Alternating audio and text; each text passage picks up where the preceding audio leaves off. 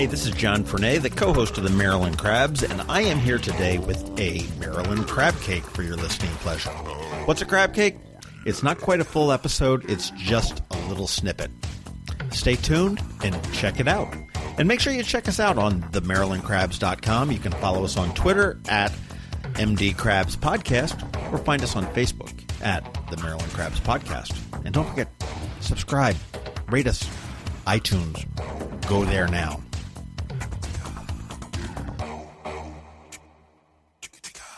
Well, joining us on the phone today is Larry Bradshaw, and I feel like I probably owe you like a blazer or something like this because this is the third time you've been on the podcast. Maybe I'll send you like a mouse pad or something like that. I think that'll do it. But there should be some kind of app or frequent flyer thing or something here that would work for sure. Absolutely. But Larry is with the National Lutheran Communities Services, which is the organization that is behind the project that was formerly known as Crystal Spring and is now called the Village at Providence Point. And we had read in the newspaper that you guys have submitted what maybe, hopefully, is a final submission to the City of Annapolis to get moving forward on this beyond where you already are. Yeah, John, that's true. We filed an amended application May 4th.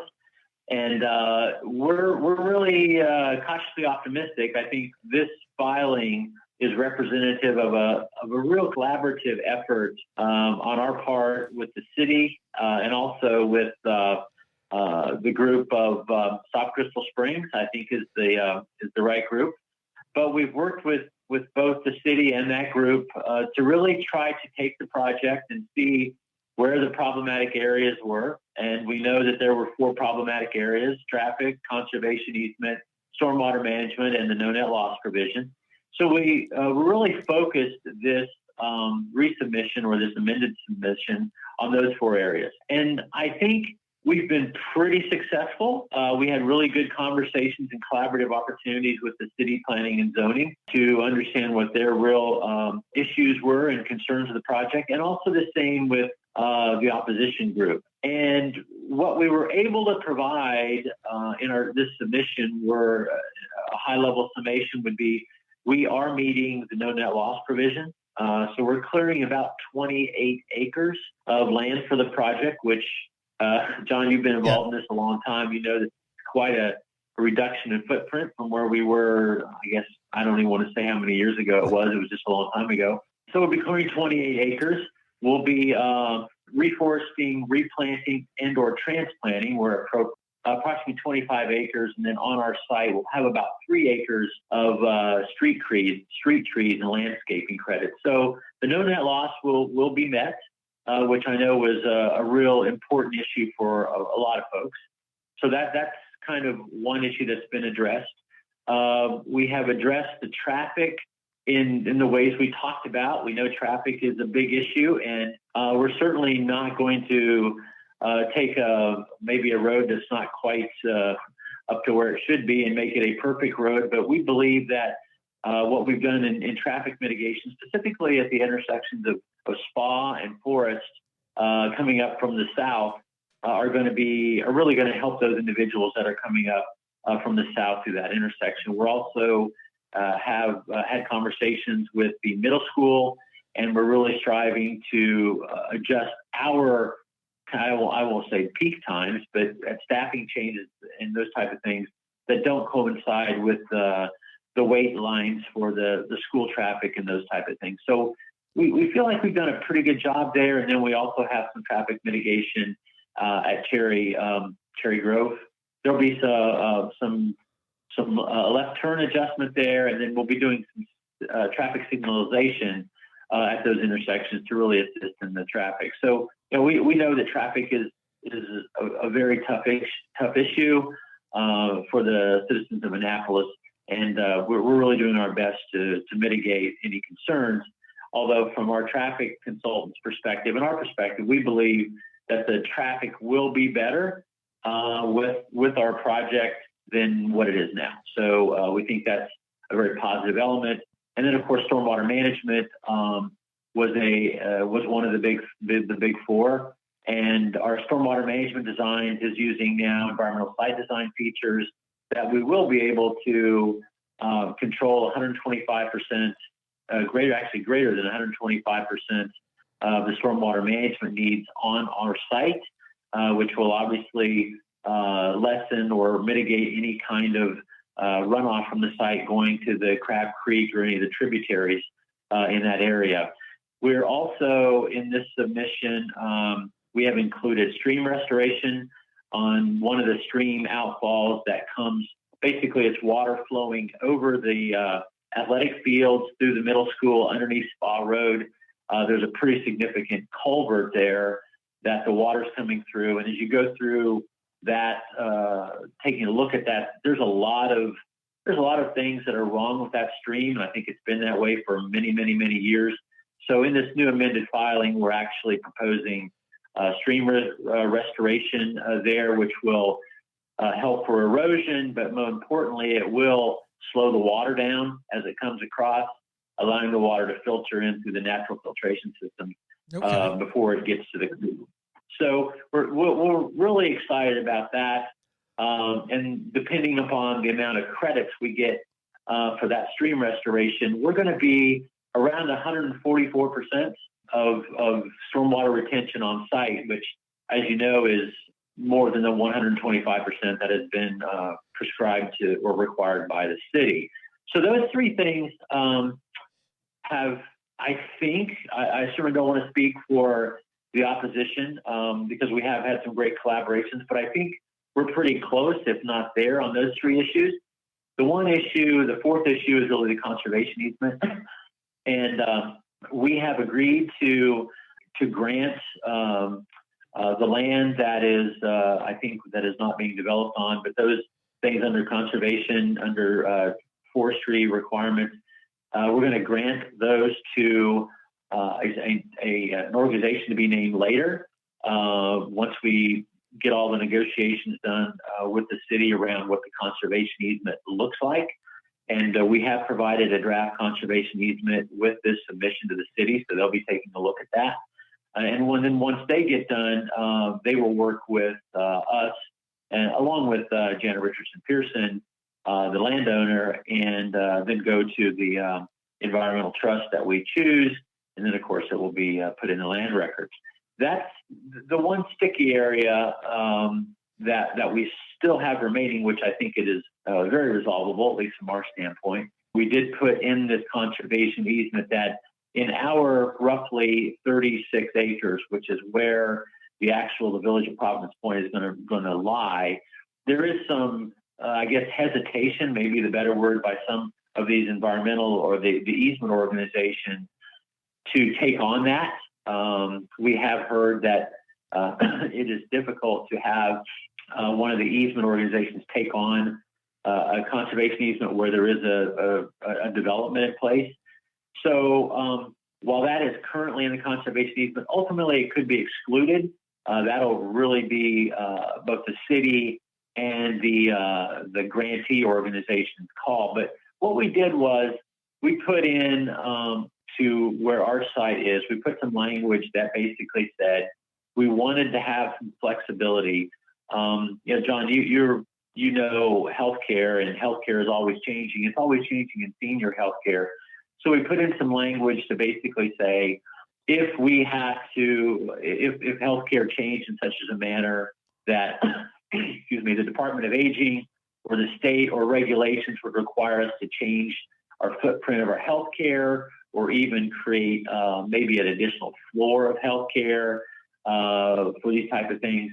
We wanted that flexibility, so we did put flexibility in there to allow us that kind of expansion. We did put the caveat in there that there would not be expansion to the point where we would be taking down trees. So the possibility of expansion from our standpoint was very, very small. But that expansion, there could be no expansion for 20 years. So we felt as though that was something that would give us flexibility to maintain our business or react to regulatory changes. But we haven't come to an agreement on that language yet with the opposition. And that's one thing we're going to be working on while the city is going through their final review to push this forward. So I think for the most part, I think the other thing that we're not quite in sync yet is the amount of stream restoration. What we put in our document was the restoration could be anywhere from around 500 feet to around 700 feet. But at the end of the day, the final call for how much of that really has to be done is going to be with the city, probably with the Maryland Department of Environment, and potentially the Army Corps of Engineers. So we put the range of 500 to 700 in kind of the submission, and I think the opposition group wanted to see 700.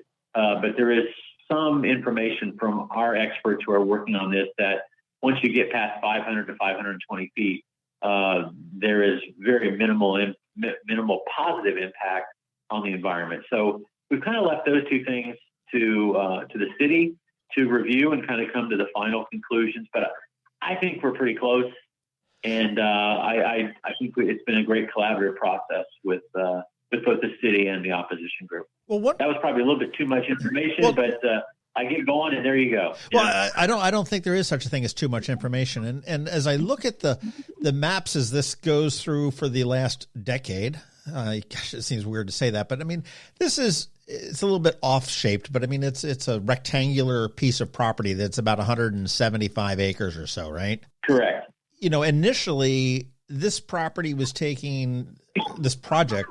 was taking a good portion of that. I mean, it was going all the way from Forest Drive nearly down to the creek that is on the back side of that.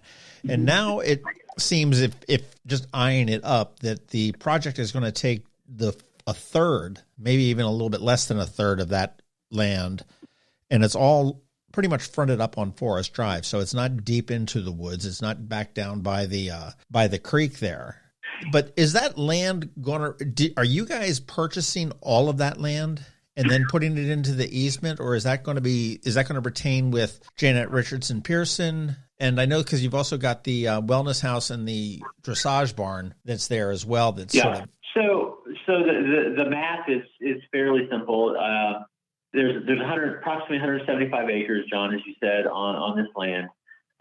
75 acres will be, which was offered as a conservation easement when the project was annexed back in 2016 by Mrs. Pearson, is going to be in a conservation easement. And that, as you said, that conservation easement is going to basically encompass the equestrian farm and also the wellness center on that portion of the project. So that's 75 acres to be accounted for. We're purchasing, get my math right here to make sure it all works right in the top of my head. We're purchasing about 52 or 54 acres or so. And then the remaining part of that 175 acres will stay with Mrs. Richardson Pearson. So basically, all of the remaining land of Mrs. Pearson's to the west of Crystal Spring Farm Drive, as it goes down to the south, will be in perpetual conservation. We'll be using most of that land to do the required reforestation. There is a carve out on the 75 acres that you could potentially have some additional they call it agricultural use, but that is really kind of defined as the wellness house will be relocated and enlarged, which I think would be a great thing for the city of Annapolis. And there are some conceptual inclusions there for maybe a new barn or something else on the 75 acres. But for the most part of the 175 acres, right now I think we're protecting, I think there's 115 acres of forest on the site right now, and when it all gets done, there will be the same 115 acres of forest on the site. So that's where we get the no net loss provision. Right, because I know you've got that open space there that can be reforested, which is good. So, but I mean, generally with what you said, you're purchasing the 52 acres versus what your footprint is. I mean, we're only talking about an extra 25 acres that need to go into an easement or something like that, right? On your part, I think the number actually is about. I think we're purchasing about 52 acres, as I said. About 16 of that will be land, that kind of borders around the development, which will include some trees, which will need to be included in the forest conservation. I think the actual amount of area that might be in dispute on whether it would go to a third party is about 36 acres. So it's about 36 out of the 175 could be excluded from a conservation easement. But what we've offered to both the city and to the opposition group is that we would certainly be willing to enter into restrictive covenants on that tract of land that is not included in an easement that would most likely mirror most of the protections that are provided in the easement. But just because it wouldn't have a third party, it might be a little different on the restrictive covenants. But the other thing that I think continues to be concern maybe to some of the opposition is that we would somehow in future development or something we would do, put something in there, some kind of a retail that would attract traffic. But what we've also said in our language is if we would want to do something for expansion, it would be exclusively for our residents. And it would be somehow to enhance services to them. It would not be, we're not contemplating any kind of retail that would attract a large number of individuals to that campus. So what would an expansion of services be for something like that? Like, putting in I know you've got Starbucks coffee shops and all the supermarkets and stuff like that. Would that be something, I don't know whether that's in the plans, but putting in a little a coffee shop or something like that might sell newspapers or something like that? Is that not necessarily a Starbucks, because that would be a public thing, but just a something to serve the residents? Yeah, so the city has encouraged us in our design to basically, and if you look at the front entrance to the main building, and you go clear to the left, right off of Skipper's Lane, there will most likely be some kind of a coffee shop there right in the corner of the building that our residents will be able to go to and be able to get away from the dining room. They'll have entrance from the inside, so they don't have to go outside in the weather. But I think it's something like that that maybe we decide maybe on the other side of the building or something in those, that we take some existing spaces already in the building and we create an ice cream shop or some other kind of place that would be for our residents, but would have a different look to the outside. So I think the concern there, and we have to basically clear up the language and clarify, is we're not looking to create a restaurant that's going to have people come from the outside. We have in our community in Rockville, we do have a coffee shop in there, and we're Starbucks educated, so we can actually create a lot of Starbucks things, thinking that some of our neighbors might come over there that are close by, but that just doesn't happen. And I think you just don't have a whole lot of neighbors come through trying to get Starbucks coffee, and I think we'd see the same thing here. The coffee shop we're talking about could be family members come to visit, and instead of staying in the residence, they could go for a walk and catch a coffee or something while they're out and about. But certainly nothing that would be of kind of mass appeal to the retail or the non-resident. And as I look at this, it's not to offend you or anything, but it doesn't seem to be the most convenient place to swing in for a cup of coffee. A fairly long, winding entrance road on either way, or you've got to come through a series of the cottages to get to it. So it doesn't seem to be very convenient when you've got a 7-Eleven on the opposite corner and you just go up the road and there's a couple of it just doesn't make sense to me. But yeah, I think you're exactly right. I think it's again the design of the building is for the convenience of the residents, and if they're in their apartment and they want to walk out and go to 7-Eleven or wherever they certainly can. But and I agree with you, it's not going to be a real convenient place for people outside, which is fine, because it's really there for the residents more than it is for the public at all. Yeah, that's what the whole thing's being built for. So, it seems to me like the only sticking point left in this thing is this potential wording on possible future expansion, but you seem to have that addressed with either a restrictive covenant or if you could find somebody to grab it into an easement. It doesn't seem that you're going to be able to do much outside of the footprint of the physical village other than something that's exactly minus. True. And I think it's exactly true. And again, I think in our collaborative conversations, we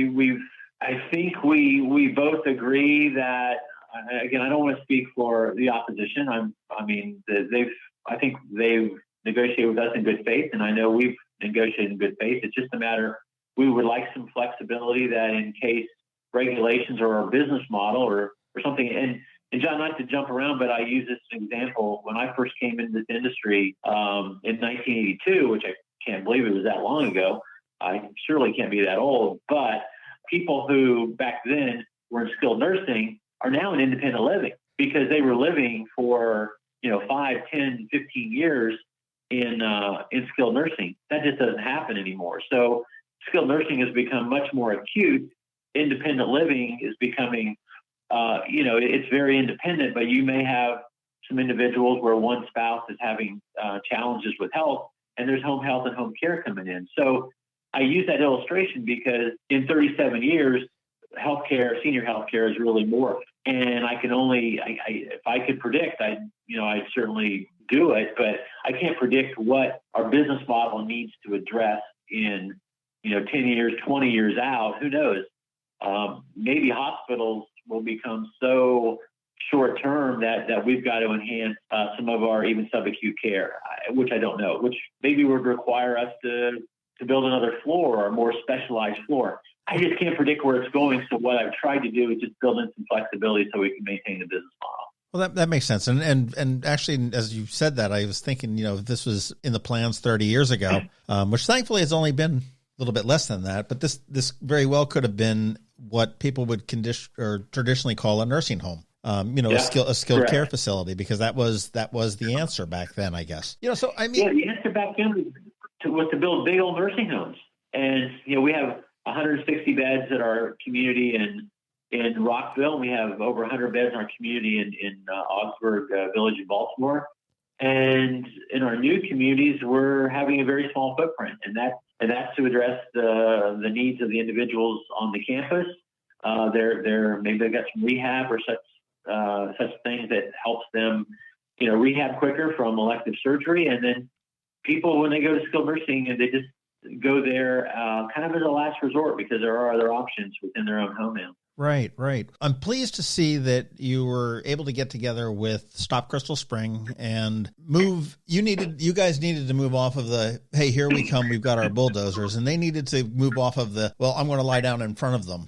Because it's not, you guys were, initially it seemed you were so far apart, and it's good to see that it was like, okay, well, we've negotiated this. We're down to really the nitty gritty to figure out how we make this move forward. I mean, how did that come about? Well, I think a couple things, John, as it came about. So just to give you some history on it, we filed, the last time we filed was in January of 2019. So it's been almost 15 months. We decided that what we really wanted to do was work collaboratively with the city to make sure we understood what they really wanted. And so the city was going through some transitions, and it took probably a little longer to get some of the comments back. We wanted to address all those comments first, and which we were able to do in working with city planning and zoning.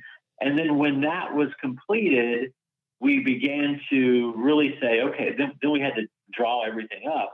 And so we began to draw things up, such as our stormwater management design. And actually, the Stop Crystal Spring group did have a stormwater management person who they were using as a consultant. And that individual provided us a report with suggestions, provided it to us, and we incorporated some of those suggestions to make the project even more strong on the stormwater management side. And we're now, as I said earlier, probably going to control 144% and a 25-year storm, which was what the Stop Crystal Spring group wanted at that point. So I think we were able to utilize that in stormwater management, the no net loss. Once that ordinance stopped moving around the city, and we had very direct guidelines from the city on what that really meant, we were able to put our civil design and landscaping teams together to meet that. So that came along, and then the traffic again, getting back to the traffic study and trying to find what's the best way to make this better, or what's the best way to make it better in a less than perfect situation is what we tried to do. And again, we worked with an individual who was part of the Stop Crystal Spring group, who we worked with him, met with him on 2 or 3 occasions, saying, kind of, what do you think of this? Are we on the right track? And got some feedback. So it took a little longer to get where we are, but I believe we were able to utilize our resources, get input from the city, and get input from the opposition group to really make it a better, stronger project. And that's, at the end of the day, that's what we all want, right? We want a great project for the city of Annapolis, great project for the residents who live there. And at the end of the day, I think we're moving that direction. And probably the reason we have the 2, I don't want to say 2, but I'll say 2 stepping stones that are real, or barriers that are really there, are because those are two areas that the city is really going to have final approval on. So, for instance, the conservation easement, we can provide a draft, which we have done to the city, but at the end of the day, before we can agree to any language with any groups, the city has to pretty much say, yep, okay, this meets our need, this is okay, and then we can move on. And it's really the same with the stream restoration. At the end of the day, the city's going to have to chime in and approve this, and possibly the Maryland Department of Environment and maybe our Army Corps of Engineers, they're going to come back and say, okay, we think the correct amount of stream restoration is 612 feet. Right. Yeah, I don't know what it is. So I think the great thing about working with the opposition group has, as you probably saw in the paper, we both are in agreement that as the city reviews these new plans, we're going to keep working on trying to resolve these last 2 issues. And that's kind of what we've committed to do. It's very collegial, and I think it's going to be, at the end of the day, it's going to be a great project. It seems like it. One question I did have, and I know one part of the submission that you just made was the building out of Skipper's Lane, which is exiting out of the village at Providence Point, heading over toward the CVS and the Safeway and everything else there. Now, I see the dotted line on the proposal there. Is that part of the road that you're going to construct, or do you just construct right to the property line?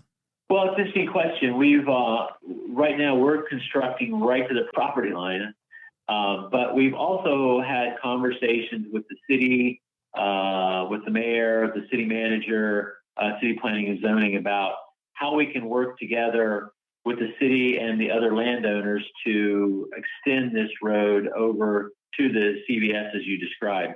That's, we call that the relief road concept, and it was in the comprehensive plan. And I'm never quite sure if it's still in the comprehensive plan or it's not. But the bottom line is we're working to see if there's an opportunity that we can collaborate further to get that road extended all the way to CVS. And that would even further enhance, obviously, the traffic because our residents, if they had to go to CVS or one of those other areas over there, they could go right through there and not even touch CVS Forest Drive. Even correct. Okay, so so we are working with that. Okay, but that little stub of the road is not included in this project per se. Correct. At this point. Correct. Okay, fair enough. Yep. Well, I mean, ultimately, when this is all built out, said and done, we're looking at 265 apartments. 30 cottages, which are they like single family? There's like single family homes, if you will, but small. And then right, correct. And 8 duplexes. They're not all small. Yeah, some of them are pretty nice size, but yeah, they're probably plus or minus 2,000 square feet. Some smaller, some maybe a couple hundred square feet more, but for the most part, they're single family, 2-car garage units, and yes. And then you've got 8 duplexes and 48 healthcare suites, and that's for those people that would need additional, assistance in living. Yeah, that part of that is an assisted living unit, which will specialize in memory care and dementia, and then the other 32 beds would be skilled nursing that would address those individuals and their more acute needs. And what is the time? I mean, okay, what are the next steps? Okay, you've submitted it here to the city. Some clock has started to tick, but I don't think there's an end zone to that. I mean, they can pretty much take as much time as they like, it seems sometimes. But what are the next steps to moving this project forward? So From our standpoint, I think we have a few. I do want to try to get consensus with the Stop Crystal Spring group and in those two areas that as much as we can in order to that when the city does complete their review, that we can say, yep, we're in lockstep on this. So the city will be reviewing the submission.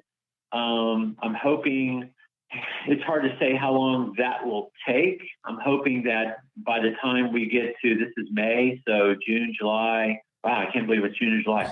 And the city does not have a planning commission. I do not believe in August unless they do a special session. So I'm kind of hoping that we could either get to the planning commission, let's be conservative and say in September, and get final approval from the planning commission at that point in time. And while we'll be working on that angle, we'll also be working on pre-selling the project, because we do require, the state of Maryland does require 65% of the units to be pre-sold prior to beginning construction. So we'll be working on those two angles over the next, I should say we're working on them now. Well, I know back in February of 19, you guys got approval from the Department of Aging to, I guess it was start marketing the village of Providence Point.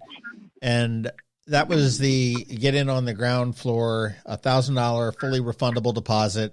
And that's is that just to demonstrate the viability of it? Well, it does a couple things, John. One is, as I said earlier, I've been doing this for a long time. And I think when you start to transition over to 10% deposits, which is really what needs to be collected in order to meet the hurdle that the state has, it's a lot more efficient to begin to work with a group of individuals. And I haven't looked at the numbers lately, but I know about a week ago we had about 180 people that had provided $1,000 deposit in the project. And of course, with the COVID virus, a lot of our marketing activity has really slowed down, but we're beginning to do virtual kind of meetings or group meetings on the project beginning this month. So what we'd like to do is get to about 300 of those $1,000 deposits, and then start going back to them and seeing, are you still interested in the project? If so, put a contract in front of them, let them review the contract, which has already been reviewed by the Maryland Department of Aging, and then we would ask them for a 10% deposit. So we've gone as far as we can with the Department of Aging in the pre-marketing. I think there's another step that the DOA has to do, and we're hoping they'll do that over the next few weeks. But they really wanted to see that we had amended our submission and kind of addressed the concerns of the opposition group. And so I think we provided that information to them earlier this week. So now it's up to them to take a look at, review, and see if they have any questions or comments. But we're hoping we pass that hurdle here over the next few weeks, and then we can begin to take 10% deposits whenever our marketing and sales team thinks it's the best time to do it. I would hate to be you. You've got so many bosses, it seems, that are, so many people. You got to answer the Department of Aging. You've got the city. You've got, Stop Crystal Springs. You've got all these people that are pulling you 9 different ways there. I don't envy you there for sure. But, again, for people that are listening that are possibly interested in $1,000 right now, currently, it's just a fully refundable deposit. And, you guys have a local office over on Exchange Parkway, right? We do, and we're hoping that we're going to enhance that space a little bit and actually create a more robust sales center that would also include a model apartment in it. So individuals who are interested could come over, meet our sales team, and could actually, walk through the model apartment and look at the various finish opportunities and those type of things in the model apartment. But we don't have that yet. We've kind of been holding off on it until we get our plans resubmitted. And so we'll now be working on that with everybody else. We got to get out of COVID too. Yeah, we do have to get out of COVID. You talk about a lot of bosses. I've never been able to quantify this, but I've heard this from more than single sources for sure. that the senior living industry is more regulated than is only second in regulation to the nuclear industry. So I don't know if that's really true. I've heard it from a lot of different people, but I certainly wouldn't dispute it.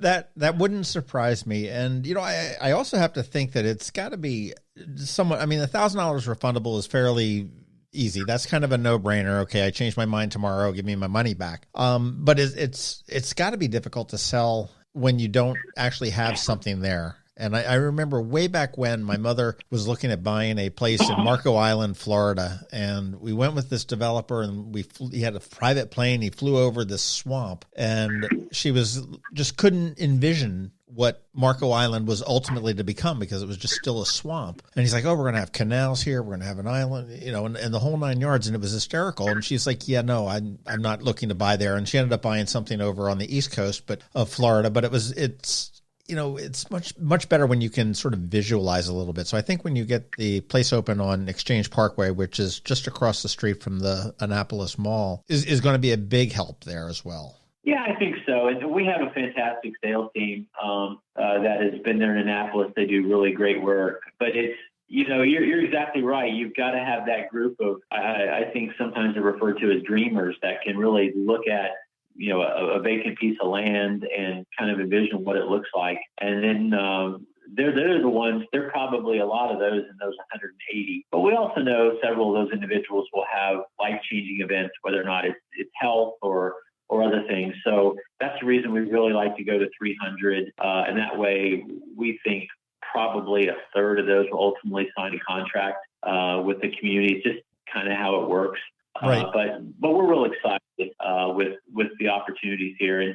And again, it's been a long time, as you said, but I think we're in a really good place with our collaborative activities, both with the city and with the Stop Crystal Spring Group. So I'm hopeful. You don't celebrate till you get across the finish line, but I really do believe we'll be able to figure out these last couple things to everybody's mutual satisfaction, and it'll just be a great project for the city of Annapolis. Well, it's good. I mean, and it's not a secret that I've been a fan of this project. I think it's obviously it's not a community for everybody. You wanted to put me in there right now, I'd go kicking and screaming because I'm not old enough to do that, and I refuse to believe that I'm anywhere close to that age. But and it is not for everybody, but it is a very good use. I think it's a judicious use of the land there as opposed to what could be. I mean, we could realistically, depending on how the zoning worked out, be looking at a Walmart and a Best Buy sitting there, and that's certainly not the best use of that. And, maybe the best use is an untouched forest. But that's also, you've got property rights, and you've got a woman that owns the property that, has the right to develop it. And I know that that's sort of what, you've got this other group, the Friends of Crystal Spring Forest, has come through and they say, hey, we just want no development, no commercial development, period, end of the conversation. And I mean, they put out a big, fairly strong alarm, I guess it was, to their people. But, have they had any conversations with you guys? Or do you even know who they are? Because you can't even tell from their Facebook page or their website. I don't. I know a couple of the members only through my interactions with the Stop Crystal Spring Group. I think there's a bit of. I'm speculating here a little bit, John, but my kind of thought process is I think they have been a part of the Stop Crystal Spring Group. And that there might just be a few of those that aren't interested in any kind of compromise or anything being developed there that may be going off to the friends of the forest or whatever the right name is. But I don't know who they are, and so I haven't had any collaborative conversations. I have met with several of the Stop Crystal Spring groups over the last couple of years. Of course, Gerald Weingrad, but several of his other individuals who have been on there. And I probably have met a couple people that I do know on the other group, but we have not had any conversations with them. With the September planning and zoning approval, tentatively, what is the time frame then for construction, build out, occupancy? At that point, would you think that you break ground perhaps the spring of 2021? I wouldn't think so. I think, John, we think we've got to sell about 100. I don't have the math right in front of me, but it's about 158, let's call it 160 units on the project to get to that magic number for the DOA. If we were able to get to 300, $100,000 deposits by October, you would begin to transition those. I think getting it, it's always tough to predict this, but I think getting it marketed in less than 12 months would be a Herculean task. So as this is kind of moved a little farther away, I'm hoping that construction could begin in early 2022, maybe late 2021 if we're really successful. But I don't want to leave the impression that the Planning Commission is going to approve this in September. I'm just hoping that it's May, June, July. That would really give 3 to 4 months for review and preparing the Planning Commission. So I'm kind of hopeful that that's the timeline, but I certainly haven't been guaranteed any kind of timeline. You mentioned 160 that you have to sell for the Department of Aging to allow you to go. Now, why is that restriction in place? Well, that legislation or that regulation's been in place for a long time. Matter of fact, probably since I've been in Maryland, which has been over 30 years now. And I think the idea behind it, John, is pretty simple. They want the Office on Aging, or Department on Aging, used to be called the Office on Aging. Department on Aging wants to make sure that there's a demonstrated need for the marketability of the project and that it's going to be adequately occupied to make it feasible in the long run. And I think that the idea was many of these individuals, are selling their house and using a lot of their life savings to enter the community, and just to make sure that the project is viable. It has a market, people want to move into it, and all of those kind of fitting into the financial feasibility model. That's pretty much why. It's more of a consumer advocacy hurdle than anything else. Nothing wrong with that, I don't think. I mean, protect the people, make sure that they're buying into a not into a Ponzi scheme. Not that it would be, but yeah. Nothing wrong with that. And again, just to reiterate, this is a return on investment type of a community as well. And I know you had a couple different tiers. So in the most simple sense is that, when you purchase a residence at the village of Providence Point, when you leave, you return, when you leave or pass away, a percentage of that entry, that purchase price, if you will, gets returned to the estate, correct? Yeah, so there's really going to be 3 tiers. One is, and they all have different price points. So the higher the price point, the higher the return. So if at the highest price point levels, you're going to be returning 90% of your entrance fee. So just the math is pretty simple. If your prices go down to the next level, you could be guaranteed 50% in. And those individuals that want the lowest price point, then that refund model is not guaranteed any kind of certain refund. It would pro rata burn off over a 5-year period. So it's the less you pay, the less your refund. Obviously, the more you pay, the more your refund. Right. Well, it's and I think that's a smart way to do it too, because it does allow you to bring in people of different means. You may have somebody that is very wealthy that may have no problem and want to, put all that money up front and take that 90% back. But there's other people that want to be in the community that may not have that. And then they're willing to take, maybe they don't have a family that they need to plan for or take care of after they pass away. So that's, I think that makes all the sense in the world. Well, John, I'll give you my favorite story. Earlier in my life, I was a chief financial officer, and I had a resident financial committee, and I had 2 CFOs from Fortune 100 companies, both very, very financially astute. One of them bought one of the refund policies. One of them bought the lowest entry policy, and clearly they both could have afforded whatever they wanted. And so I asked them one day, I said, "Tell me, you gentlemen are both financial wizards. Why did you pick different ones?" And the answer was so simple. The one guy said, "I don't have any children. Why should I pay more money and just to have it to go? I don't have any children to go to." And the other individual said, "I have 5 kids and I want to preserve their estate." Simple as that. It it wasn't a financial decision as much as an emotional decision. Yeah, no, it makes perfect sense to me.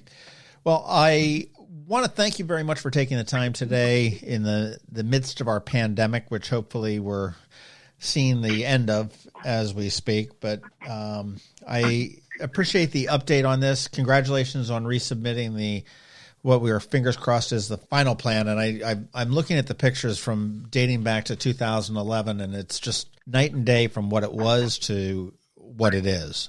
As I've said before, it seems like a no-brainer to me. I mean, this is a service. It's a community that's needed. It's been demonstrated to be needed here in Anne Arundel County. I mean, there's an aging population, and it makes all the sense in the world. I wish you guys luck with the city and the review. And I'm very glad that you were able to get together with the Stop Crystal Spring and you met in the middle there and you were able to hash this out. And it really doesn't seem like it was that much of a, of a movement on either part.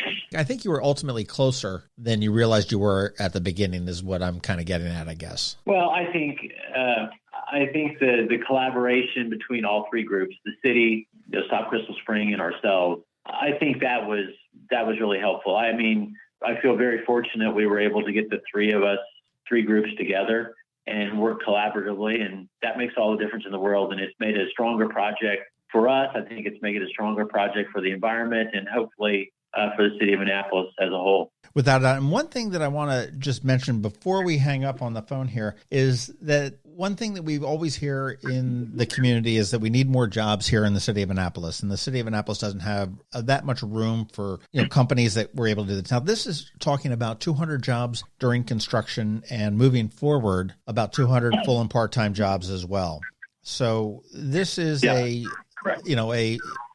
job creator for the city of Annapolis as well as Anne Arundel County. That's what we need. I mean, we've got some people that live here that are looking for jobs, and certainly knows that, as we get out of this, and with the unemployment the way it is today, we can't turn our nose up at any job. And I think that it's, you look at the tax revenue that the building is going to, or that the project is going to bring into the city year after year after year, it makes all the sense in the world to me. Well, we agree. I think, as I said, it's going to be great for the social aspects of the city of Annapolis, but I think it's also a fiscal winner too. And between jobs and economic, not only direct economic from taxes and those type of things, but also in the type of economic engine that a lot of our residents will be driving. We'll all go for the good, and that will go for the greater good also.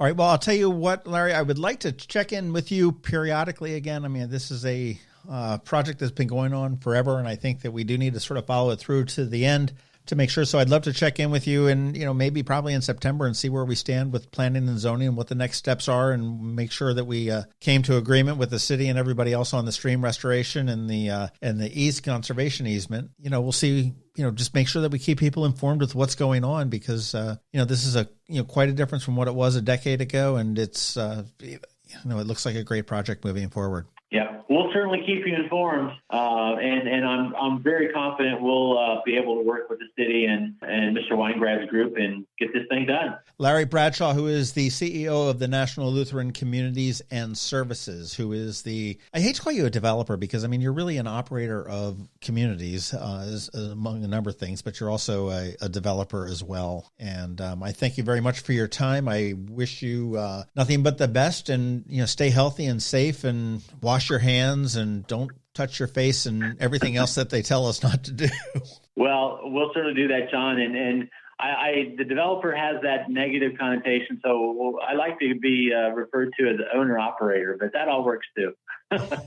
All righty, Larry. Thank you very much. John, thank you so much. This has been the Maryland Crabs Podcast with Tim Hamilton and John Fernay. Sure to follow them in all the regular places: Facebook, Twitter, YouTube, and online at themarylandcrabs.com. Take a moment to rate us on iTunes. Now, get the hell out of my kitchen. Seriously, go! You're still here? It's over. Go home.